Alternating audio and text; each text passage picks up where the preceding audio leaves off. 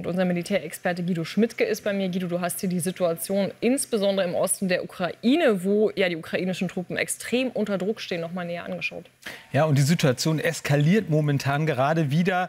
Um das mal zu dokumentieren, der schwere Luftangriff in der Nacht auf Montag hat die Russen vermutlich 1 Milliarde Euro gekostet. Also da hat man sehr, sehr stark investiert. Wir gucken mal auf die aktuelle Lage. Und da gab es wieder eine Nacht für die Ukraine mit vielen Angriffen von Kamikaze-Drohnen vom Typ Shahid.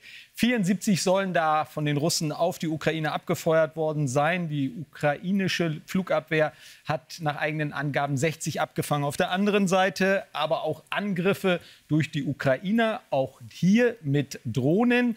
Und da sagen die Russen, dass sie im Bereich Sewastopol 3 Drohnen haben abfangen können. Grundsätzlich muss man sagen, dass vor allem die weitreichenden Angriffe der Ukrainer auf russisches Staatsgebiet wirklich Wirkung zeigen, denn dort brennen weiterhin die Öldepots, die man angegriffen hat.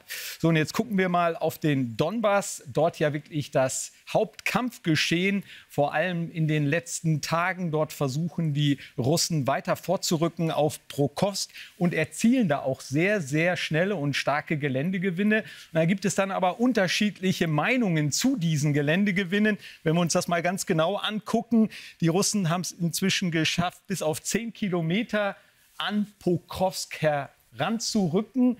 Insgesamt Pokrovsk mal eine Zechenstadt mit 53.000 Einwohnern. Viele Einwohner sind inzwischen evakuiert worden. In diesem Großraum sollen sich jetzt noch 40.000 Ukrainer befinden.